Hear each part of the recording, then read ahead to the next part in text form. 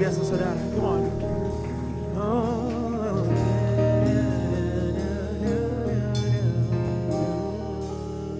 Segala pujian, syukur, hormat, kemuliaan hanya bagimu Yesus Kristus yang adalah Tuhan dan Juru Selamat kami. Engkaulah kekuatan kami, Engkaulah kehidupan kami. Kami sungguh bersyukur dan berterima kasih di tengah-tengah pertemuan ibadah kami pada saat ini. Ada kesempatan untuk kami membaca, merenungkan sebagian dari kebenaran firman-Mu. Sebelumnya kami berdoa, mohon tuntunan, bimbingan, pimpinan Roh Kudus, agar biarlah kebenaran firman Tuhan yang sebentar akan kami baca renungkan tidak berlalu dengan sia-sia. Mari ya Tuhan berbicara bagi kami, sebab kami anak-anak-Mu telah siap untuk mendengarkannya. Hanya di dalam nama Tuhan Yesus Kristus yang adalah Tuhan dan Juru Selamat kami bersyukur dan berdoa. Semua kita yang siap diberkati Tuhan, sama-sama kita katakan amin. Puji Tuhan, shalom. Ya, silakan duduk Pak. Rupanya juga di Gary Berkat ya, kalau shalom itu silakan duduk ya. Puji Tuhan. Ya.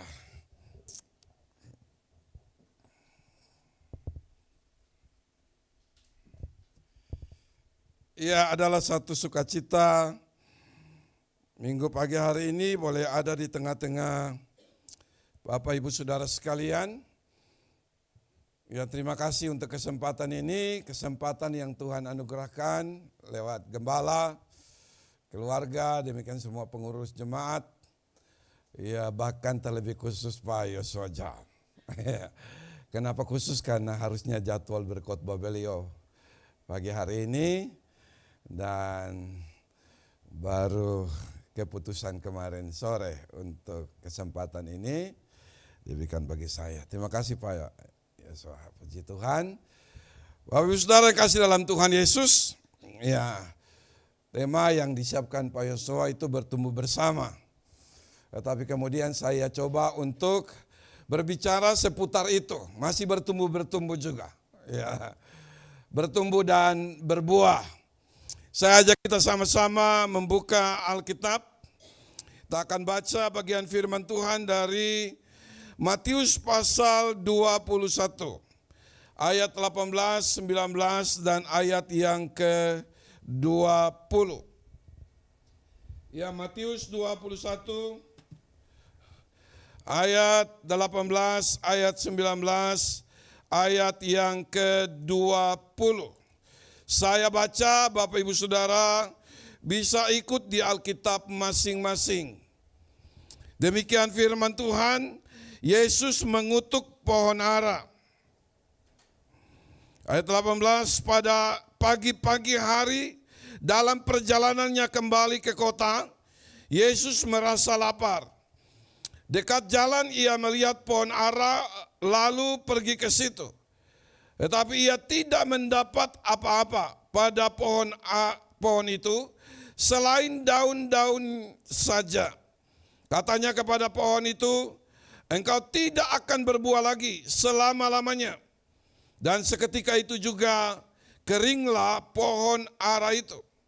Melihat kejadian itu tercenganglah murid-muridnya. Lalu berkata, bagaimana mungkin pohon ara itu sekonyong-konyong menjadi kering? Ya, inilah bagian firman Tuhan bagi kita. Berbahagialah setiap kita yang membaca, merenungkan firman Tuhan dan melakukannya dalam kehidupan kita hari lepas hari. Mau nyanyi? Tadi ada bisik-bisik mau nyanyi sebelum papi khotbah. Ya.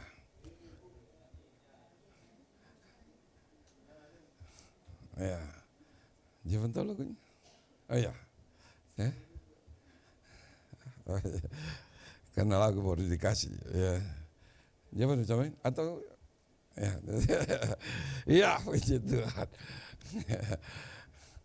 Orang musik harusnya tidak boleh goyang kepala kalau disuruh main musik. Ya, puji Tuhan. Ya, mari Bapak Ibu Saudara yang kasih dalam Tuhan Yesus Kristus. bertumbuh dan berbuah. Iya, pada umumnya tanpa terkecuali siapapun petani itu, pada saat petani menaburkan benih atau menanamkan benih, ia punya pengharapan satu-satunya agar benih yang ditaburkan itu, benih yang ditanam itu akan bertumbuh dan pada akhirnya akan berbuah. Itulah harapan dari si petani pada waktu dia menaburkan benih. Kecuali benih bunga yang diharapkan hanya bertumbuh lalu dinikmati daunnya. Ya, termasuk kalau bunga bonsai kelapa pun ya begitu. Tetapi ya kalau benih pada umumnya berkaitan dengan buah, pada waktu dia menaburkan benih itu harapan satu-satunya adalah benih itu tumbuh dan berbuah, bahkan berbuah lebat. Itulah kerinduannya. Demikian juga dengan kita orang percaya. Ya, Tuhan mengharapkan dari setiap kita pada waktu Tuhan menghadirkan kita di dunia ini. Harapan Tuhan bagi setiap kita adalah bagaimana supaya lewat hidup kita, hidup ini boleh mempermuliakan nama Tuhan. Itulah kehendak Tuhan bagi kita. Yesaya 43 ayat 7. Hidup umatnya hendaknya menjadi hidup yang mempermuliakan nama Tuhan. Bukan sebaliknya. Hidup kita akhirnya mengecewakan Tuhan, membuat Tuhan sedih. Karena hidup kita tidak sesuai dengan harapannya. Karena hidup kita tidak sesuai dengan keinginannya. Karena hidup kita tidak sesuai dengan apa yang menjadi kerinduannya. Oleh karena itu Bapak Ibu Saudara yang kasih dalam Tuhan Yesus, saya ajak kita mencoba untuk secara sederhana singkat memperhatikan bagian firman Tuhan yang baru saja kita baca. Tema kita bertumbuh dan berbuah. Bapak Ibu Saudara, ada 3 kata kunci dalam Alkitab berkaitan dengan kehidupan Kristen yang saya percaya bahwa kita sangat tahu hal itu. Itulah berakar, bertumbuh dan berbuah. Berakar, bertumbuh dan berbuah. Ketiga kata ini memiliki keterkaitan atau merupakan satu kesatuan yang tidak bisa dipisahkan. Ya, tidak akan mungkin berbuah kalau tidak dimulai dari awalnya. Di mana benih itu kemudian bertumbuh, berakar, ya kemudian menghasilkan buah. Bapak Saudara yang kasih dalam Tuhan Yesus, inilah yang juga menjadi tujuan Tuhan atas kehidupan kita orang percaya. Tujuan Tuhan atas kehidupan kita umatnya. Bapak Saudara, supaya kita menjadi orang percaya yang berakar, bertumbuh, dan berbuah. Namun dari ketiga kata itu, dapat saya katakan bahwa berbuah merupakan tujuan akhir kehidupan kekristenan. Berbuah merupakan tujuan akhir dari kehidupan kekristenan. Dapat saya katakan bahwa ini merupakan tujuan tertinggi. Ya, tujuan tertinggi Tuhan atas setiap orang percaya. Inilah merupakan kehendak Tuhan atas setiap kita orang percaya. Bertumbuh tanpa buah adalah sebuah kegagalan. Ya, saya coba membuat kesimpulan sederhana untuk mengawali kita, untuk kemudian memikirkan dengan serius kehidupan kekristenan kita. Bertumbuh tanpa adalah sebuah kegagalan. Bahkan saya katakan itu dapat dikatakan sebagai sebuah malapetaka dalam kehidupan kekristenan. Saya katakan malapetaka karena berkaitan dengan pembacaan firman Tuhan kita pada pagi hari ini. Apa yang terjadi? Karena kemudian pohon ara itu yang tanpa buah dikutuk menjadi kering dan mati. Ya, itulah kemudian saya katakan bahwa kehidupan kekristenan tanpa buah adalah sebuah malapetaka. bahkan malapetaka besar. Sehingga sekali lagi bagian firman Tuhan ini mendorong kita untuk memikirkan secara serius kehidupan kekristenan kita. Karena kita tidak hanya cukup menjadi seorang Kristen yang aktif dalam berbagai aktivitas, kegiatan-kegiatan rohani. Ya, terlibat dalam kegiatan-kegiatan rohani, tidak cukup hanya sampai di situ. Tuhan tidak hanya menghendaki kita menjadi orang Kristen yang rajin berdoa, rajin membaca Alkitab, terlibat dalam pelayanan, dan bahkan aktif sekali dalam semua kegiatan-kegiatan rohani. Apalah artinya semuanya itu? Tetapi kehidupan kita tidak memberi dampak, pengaruh, manfaat bagi orang yang ada di sekitar kita. Bahkan tidak untuk kemuliaan Tuhan. Oleh karena itu sekali lagi apa yang saya sampaikan pada pagi hari ini. Sekedar untuk menjadi evaluasi diri kita. Masing-masing, bukan untuk mengevaluasi orang lain. Karena seringkali firman Tuhan, yang kita dengar kadang-kadang kemudian, kita katakan itu cocok bagi si A, si B, si C. Lalu kita lewat, terlewatkan. Tidak demikian. Doakan termasuk bagian firman Tuhan ini untuk saya, mengevaluasi diri. Saat saya menyampaikan firman Tuhan ini kepada Bapak Ibu Saudara, ini juga menjadi bagian untuk saya. Celakalah saya kalau kemudian apa yang saya sampaikan, saya sendiri tidak melakukannya dalam kehidupan tiap-tiap hari. Bapak Ibu Saudara kasih dalam Tuhan Yesus, dengan mengabaikan berbagai pertentangan dari pembacaan firman ini, saya mengajak kita coba untuk merenungkan beberapa hal menjadi pembelajaran rohani bagi kita, bahkan sebagai evaluasi diri kita. Saya katakan bahwa kita coba mengabaikan berbagai pertentangan berkaitan dengan teks ini, karena teks ini menimbulkan banyak pertentangan. Banyak penafsiran yang berbeda-beda satu dengan lain. Bahkan ada yang mencoba menyalahkan Tuhan atas atau berkaitan dengan teks ini. Karena kan pada waktu itu kan kalau dalam tulisan Markus, pantas saja, wajar-wajar saja kan tidak berbuah pohon itu. Karena kan belum musimnya. Bagaimana kita mengharapkan buah pada sebuah pohon yang belum musimnya berbuah? Kalau tidak mungkin dapat pohon durian sebelum ada musim durian. Harus datang pada musimnya, kalau tidak dapat. Sehingga banyak perdebatan terjadi. Di kalangan ahli-ahli teologi, para penafsir Alkitab, bahkan di kalangan orang Kristen dalam hubungan dengan teks ini. Oleh karena itu saya katakan tadi, mari kita coba mengabaikan berbagai pertentangan yang terjadi, yang bisa muncul dari teks ini. Lalu kita coba untuk merenungkan beberapa hal sebagai pembelajaran rohani bagi kita. Sebagai evaluasi diri kita berkaitan dengan kehidupan kekristenan kita sampai saat ini. Hal yang pertama yang menjadi kesimpulan saya secara keseluruhan dari pembacaan kita tadi, hal yang pertama yang dapat menjadi perenungan kita ialah bahwa kehidupan ini harus dijalani dalam ketulusan dan kemurnian. Apa yang bisa kita pelajari dari teks firman Tuhan ini dalam hubungannya dengan apa yang ingin saya sampaikan? Yang pertama itu tentunya tentang kemunafikan. Apa kaitannya dengan teks ini? Tentang kemunafikan, perhatikan. Dari jauh teks ini memberikan gambaran kepada kita. Pohon ara itu begitu rimbun. Subur, begitu rimbun.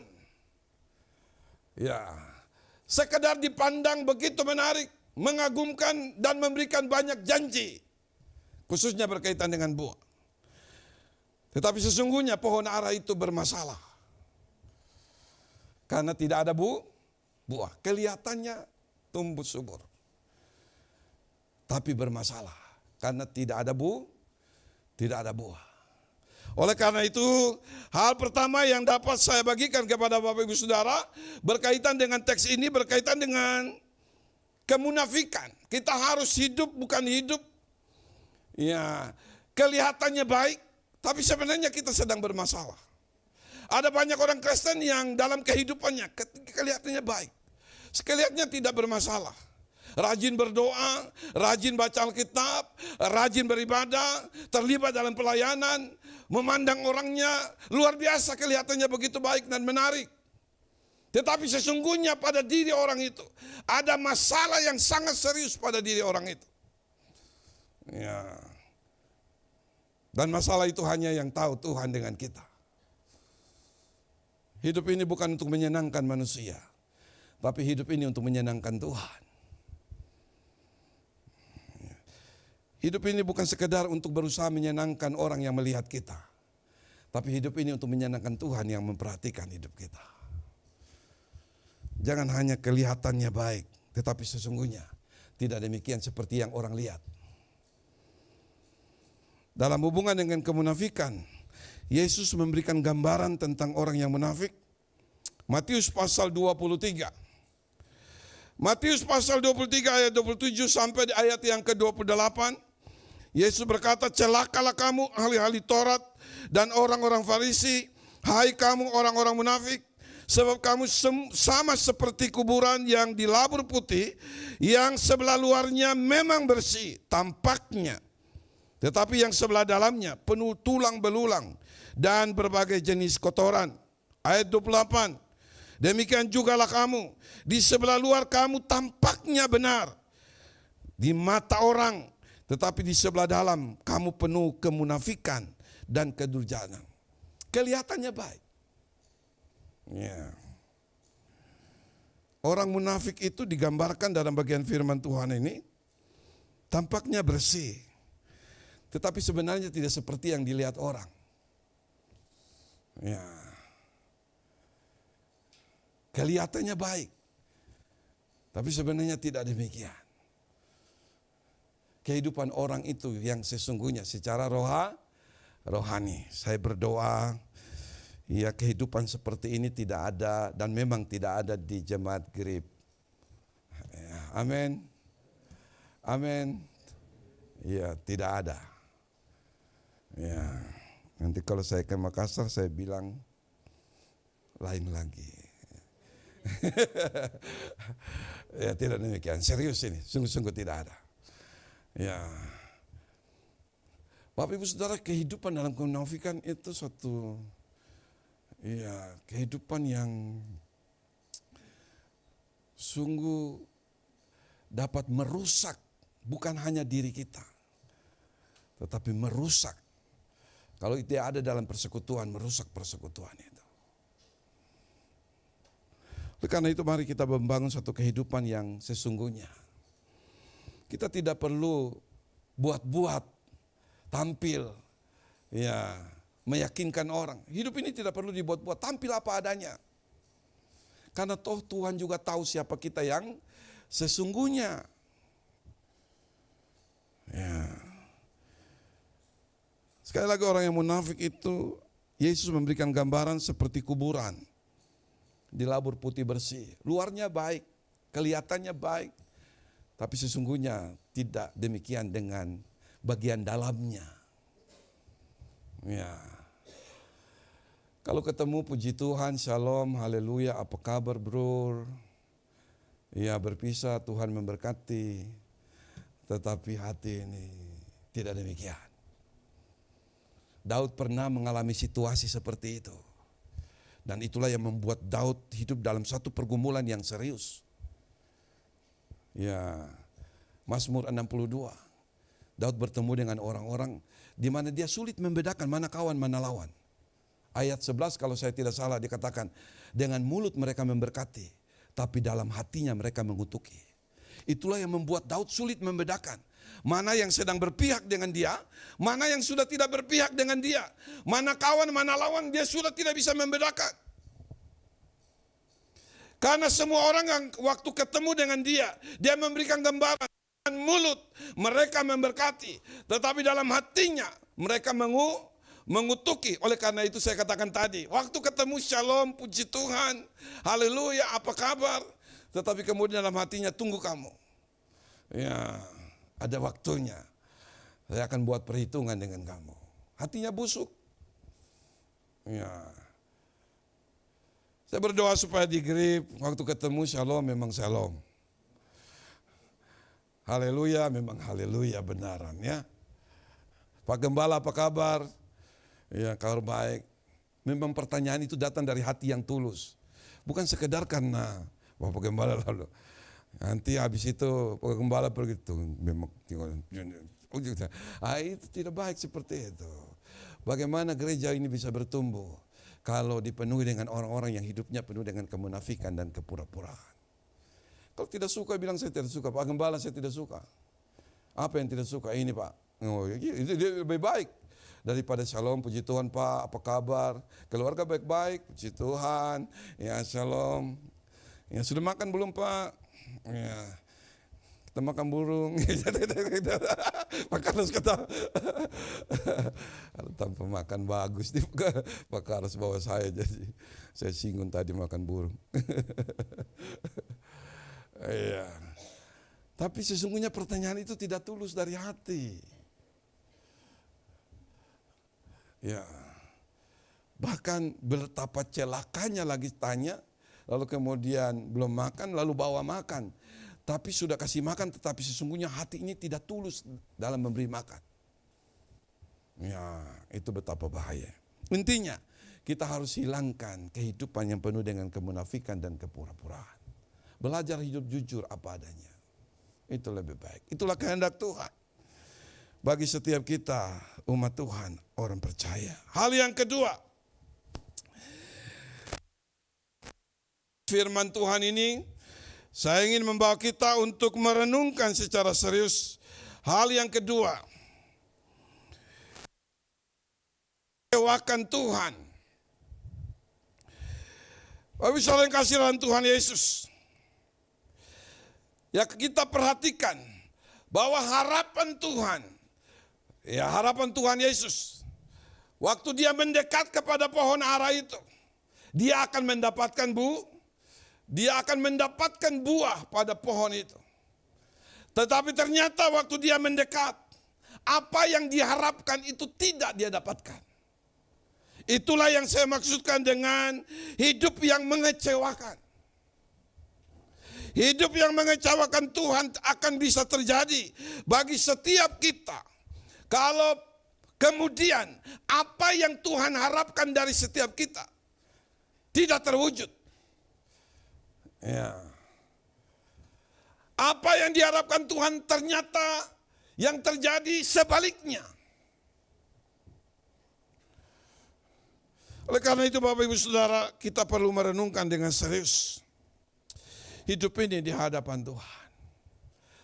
Apakah kehidupan yang sedang kita jalani ini, ya memang benar kehidupan sebagaimana yang diharapkan oleh Tuhan. Karena kita hanya bisa menyenangkan dan menyukakan akan hati Tuhan dalam menjalani hidup ini. Jikalau Tuhan kemudian mendapati bahwa hidup kita seperti apa yang Tuhan harapkan dari setiap kita.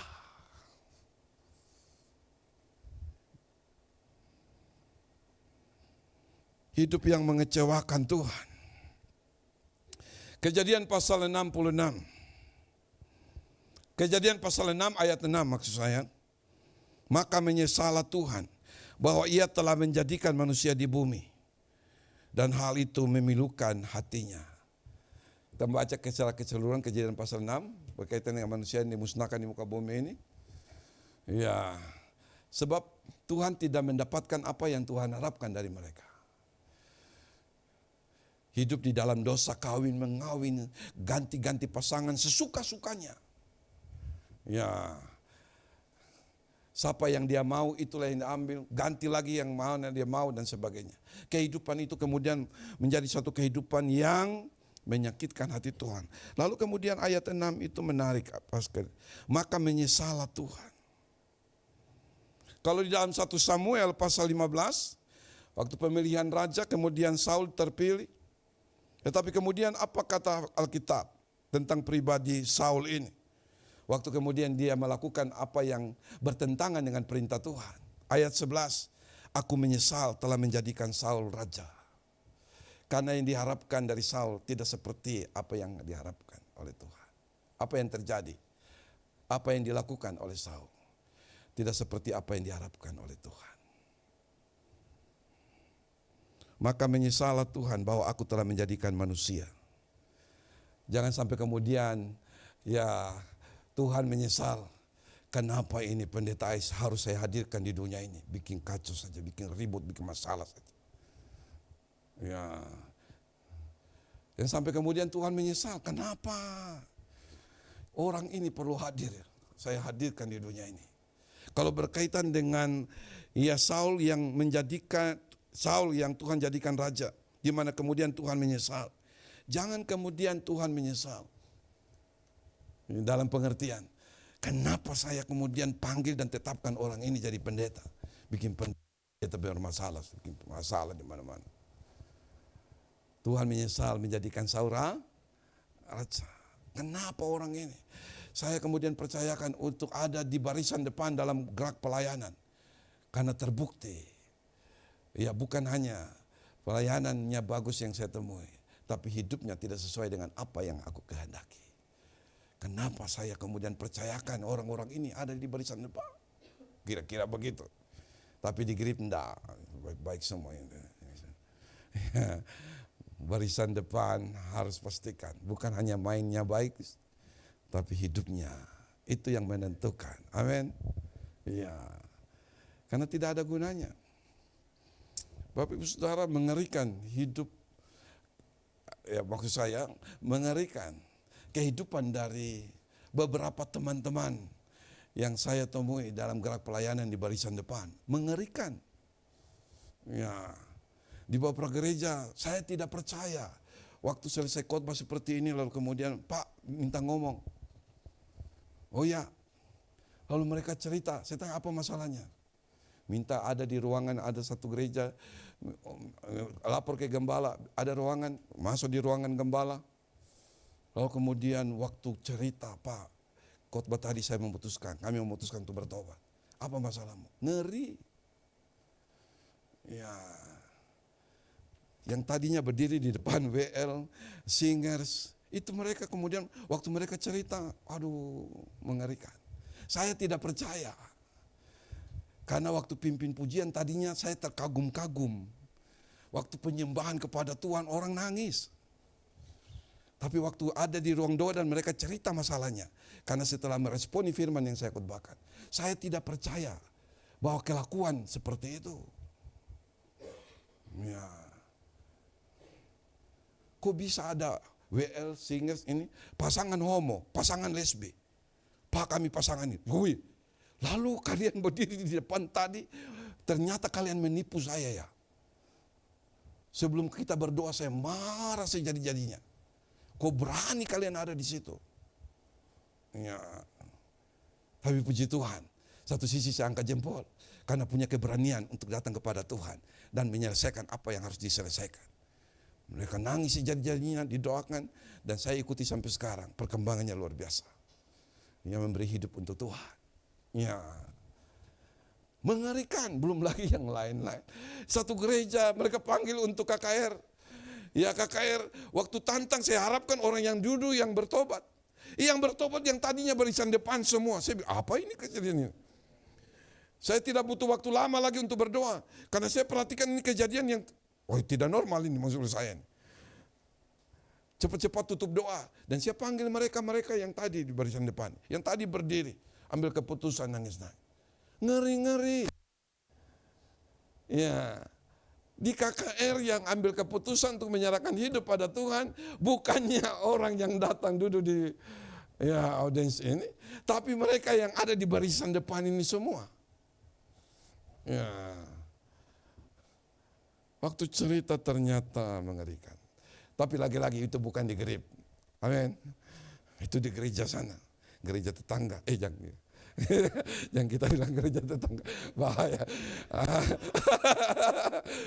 Ada yang dengar nanti saya tidak bisa pulang dari grip. Ya, puji Tuhan. Hidup yang mengecewakan Tuhan. Dari jauh Tuhan waktu melihat pohon ara, Tuhan mengharapkan. Waktu dia dekat, dia mendapatkan apa yang diharapkan. Itulah buah. Tetapi ternyata waktu Tuhan dekat dan semakin dekat pada pohon ara itu, dia tidak mendapatkan apa yang diharapkan. Dan itu sangat membuat Tuhan jengkel, marah luar biasa. Telah mengecewakan Tuhan. Oleh karena itu bangunlah satu kehidupan yang menyenangkan dan menyukakan akan hati Tuhan. Hal yang ketiga, secara sederhana, saya ingin untuk mengajak kita merenungkan bagian firman Tuhan ini. Apa yang terjadi jikalau hidup kita penuh dengan kemunafikan, penuh dengan kehidupan yang mengecewakan hati Tuhan. Hal yang ketiga selanjutnya yang dapat menjadi perenungan kita. Suatu waktu hidup kita akan mengejutkan banyak orang dengan apa yang terjadi atas hidup kita. Apa maksud saya? Sekali lagi, hal yang ketiga, jikalau kita hidup dalam kemunafikan, hidup dalam kepura-puraan, kita hidup mengecewakan Tuhan, tidak ada buah yang tak ada pada kehidupan kita, maka suatu waktu, ya banyak orang yang melihat kita akan terkejut dengan kehidupan kita. Sebagaimana respon banyak orang pada waktu melihat pohon ara itu. Bagaimana mungkin hal ini bisa terjadi? Ya, pohon yang begitu subur, tiba-tiba bisa menjadi kering. Orang yang melihat terkejut. Itulah yang saya maksudkan, hidup kita akan mengejutkan banyak orang. Suatu waktu mereka lihat dan bertemu dengan kita, mereka geleng-geleng kepala. Kok bisa ya? Kenapa bisa jadi seperti ini? Dulu kan pemuji, dulu kan penyembah, dulu kan pemusik, dulu kan pendoa, dulu kan aktif sekali di gereja. Kenapa kemudian jadi seperti ini? Dulu rumah tangganya baik-baik, aman-aman, bahagia, kelihatannya luar biasa. Tetapi suatu waktu ketemu, kenapa rumah tangganya jadi begini? Suami ujung sana, istri ujung sana, anak di dalam. Ya. Kenapa jadi begini? Hidup kita suatu waktu akan mengejutkan banyak orang. Orang akan terkaget-kaget melihat kehidupan kita. Orang hidup kita, waktu orang melihat hidup kita, orang seakan-akan tidak percaya apa yang terjadi atas hidup kita. Ya, usahanya, pekerjaannya baik-baik dulu, kenapa hancur begini? Ya terlepas dari semua yang diizinkan Tuhan terjadi. Sebagaimana Ayub, terlepas dari itu. Ya, tapi ada banyak peristiwa yang terjadi dalam kehidupan, banyak pernikahan, dalam kehidupan banyak orang percaya. Banyak peristiwa, banyak kejadian yang terjadi yang sebenarnya tidak harus terjadi kalau dia hidup sungguh-sungguh dengan Tuhan. Kalau dia sungguh-sungguh tidak hidup dalam kemunafikan. Kalau dia tidak hidup sungguh-sungguh dalam kepura-puraan. Tidak akan terjadi seperti itu. Tapi faktanya terjadi. Ya, hidup kita akan mengejutkan banyak orang. Waktu banyak orang melihat kita, mereka seakan-akan tidak percaya. Ya, dan itu sedang terjadi dalam kehidupan banyak orang percaya saat ini. Ya, bahkan bagi banyak orang yang terlibat dalam pekerjaan Tuhan. Ya. Saya masuk di acara KKR di Makassar. Ya, karena ada undangan flyer. Saya tertarik karena pengkhotbahnya, lalu kemudian saya datang. Hadiri ya acara KKR itu. Saya duduk, saya seperti mimpi. Saya tidak tahu rupanya di sebelah itu pemuji dan penyembah dan orang yang sangat dikagumi dalam pujian dan penyembahan kepada Tuhan di masanya. Kenapa jadi begini? Ya, harusnya kan dia ada di depan.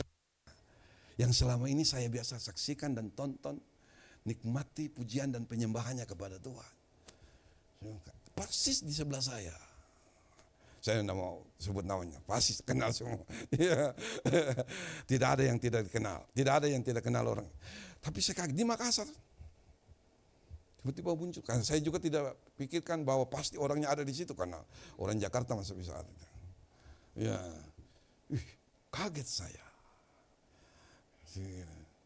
Baru wajahnya lain sekali, tidak secerah waktu dulu biasa tampil di depan. Ya, tidak secerah itu, kusut. Kenapa jadi begini? Ya, Bapak Saudara yang kasih dalam Tuhan Yesus. Satu waktu orang melihat kita, seakan-akan orang tidak percaya pada waktu mereka melihat kita. Karena kehidupan yang kita lihat sekarang, mereka lihat sekarang tidak seperti yang mereka lihat di waktu lampau. Berbeda. Dan perbedaan itu adalah perbedaan yang sangat menyedihkan. Tapi saudara, seharusnya pada waktu orang ketemu kita, orang akan terkagum-kagum melihat kita, bersyukur kepada Tuhan. Ternyata ada kemajuan-kemajuan yang berarti dalam kehidupan kita. Dalam kehidupan, sisi kehidupan rohani, dalam pelayanan dan sebagainya. Amin. Ya, ini penting. Dan Bapak, Ibu, Saudara, oleh karena itu mari kita belajar. Tinggalkan kehidupan yang penuh dengan kemunafikan dan kepura-puraan. Ya, belajarlah membangun suatu kehidupan di mana pada waktu Tuhan memandang dan memperhatikan kita, apa yang diharapkan Tuhan itu benar-benar Tuhan dapatkan dari kehidupan kita. Karena hidup kita sesuai dengan kehendak Tuhan. Karena hidup kita sesuai dengan keinginan Tuhan. Karena kehidupan kita sesuai dengan firman Tuhan. Karena satu kehidupan yang mempermuliakan Tuhan hanya bisa terjadi, hanya bisa terwujud kalau hidup ini dibangun, dijalani berdasarkan firman Tuhan. Ya, tidak demikian. Saudara yang kasih dalam Tuhan Yesus, mari kita belajar untuk membangun kehidupan ini dengan serius dan sungguh-sungguh, sebagaimana apa yang Tuhan kehendaki. Saya ingin tutup dengan pembacaan firman Tuhan tadi, pembacaan teks apa? Ayat Yohanes pasal 15 itu. Ya. Menarik Bapak Ibu Saudara. Inilah yang penting menjadi perenungan kita. Yohanes pasal 15 saya ingin tutup dengan bagian firman Tuhan ini. Akulah pokok anggur yang benar dan Bapakulah pengusahanya. Setiap ranting padaku yang tidak berbuah, dipotongnya.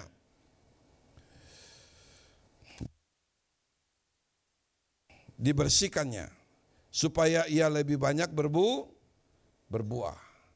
Yang tidak berbuah dipotong. Ya, Yesus pokok, kita ranting-rantingnya. Ranting yang tidak berbuah dipotong.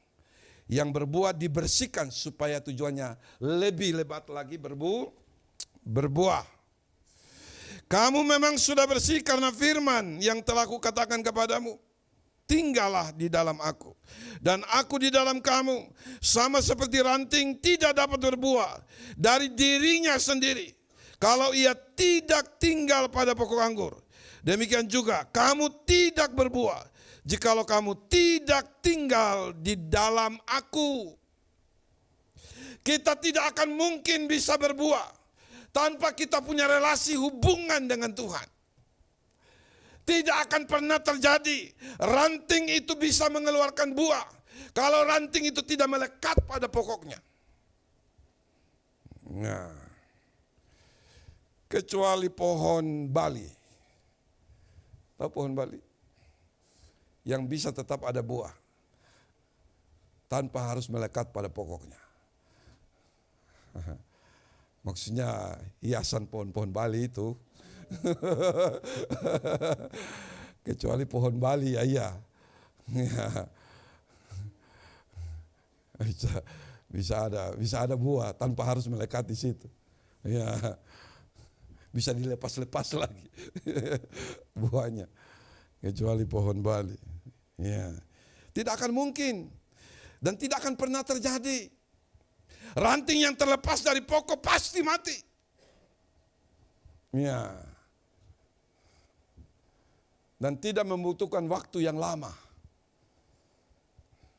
Oleh karena itu kita harus tetap punya hubungan melekat dengan pokok anggur, dengan pribadi Tuhan.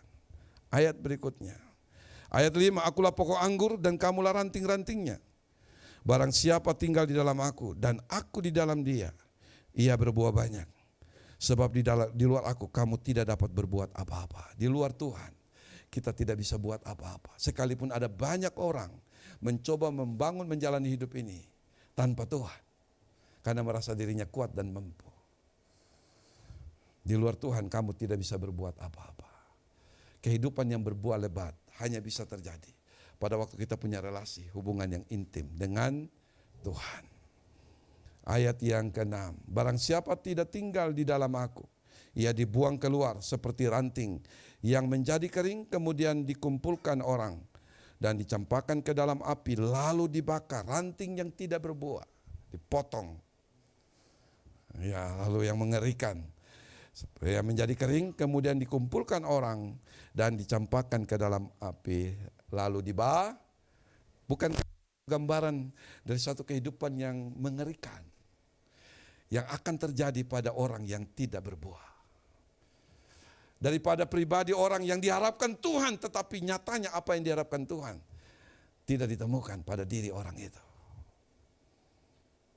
Dikutuk dan menjadi kering dan mati. Ranting yang tidak menghasilkan buah akan dipotong.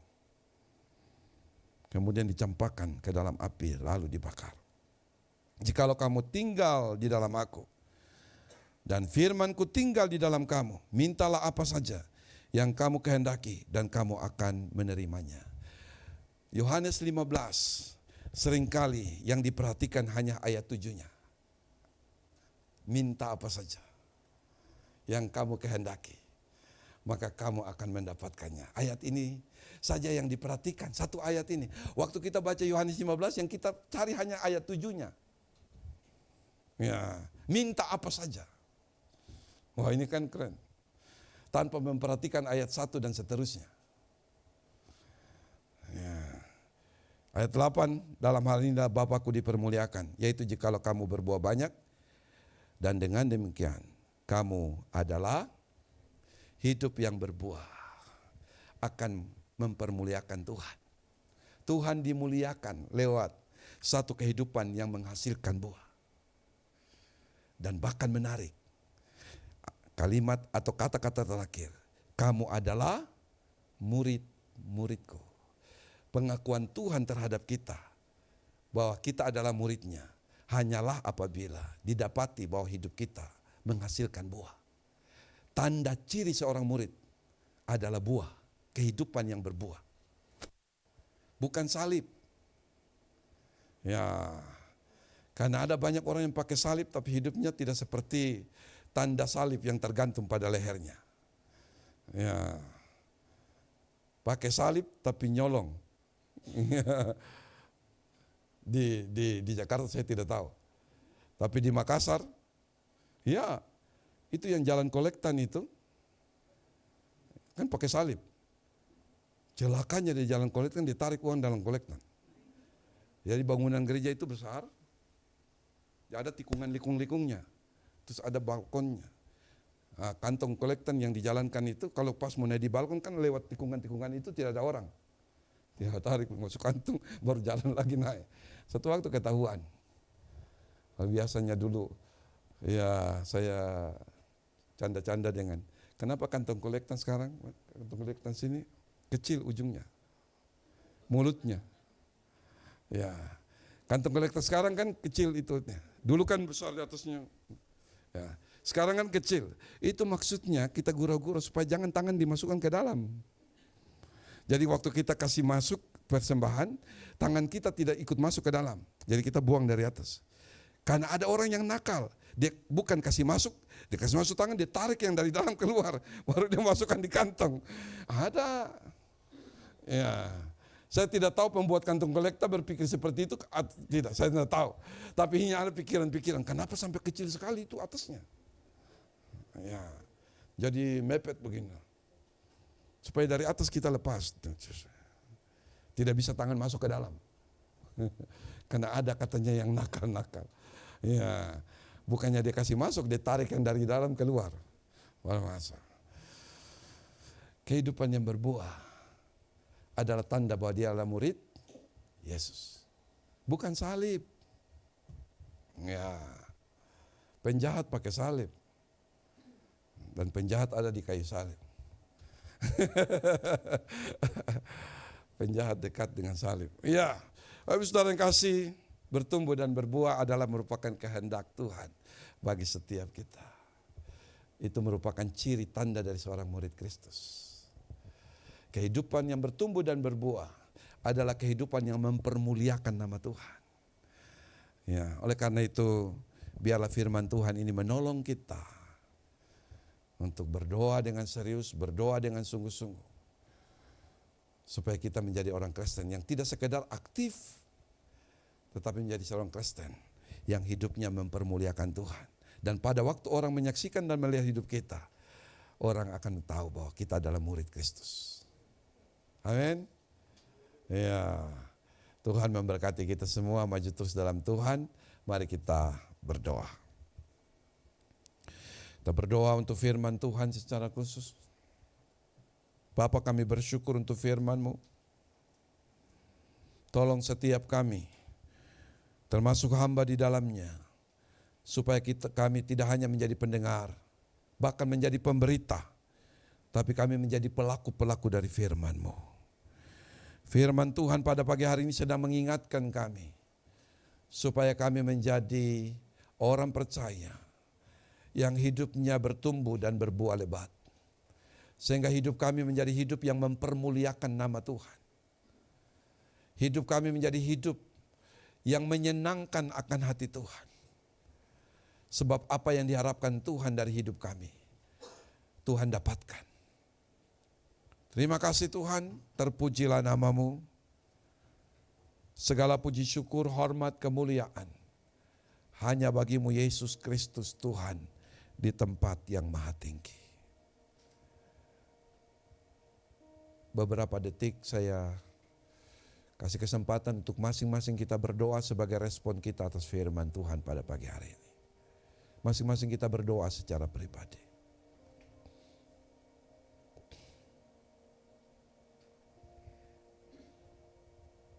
Adakah hidup ini kita jalani dalam kejujuran dan bukan dalam kepura-puraan dan kemunafikan? Hal yang kedua, adakah hidup ini adalah hidup yang menyenangkan Tuhan dan bukan mengecewakan Tuhan? Apakah selama ini Tuhan mendapatkan apa yang Tuhan harapkan dari kehidupan kita?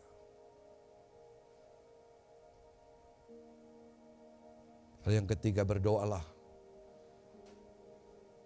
untuk selesaikan semua apa yang harus kita selesaikan, agar tidak suatu waktu orang ketemu dengan kita, orang tidak kaget, tetapi itu menyenangkan orang yang melihat kita.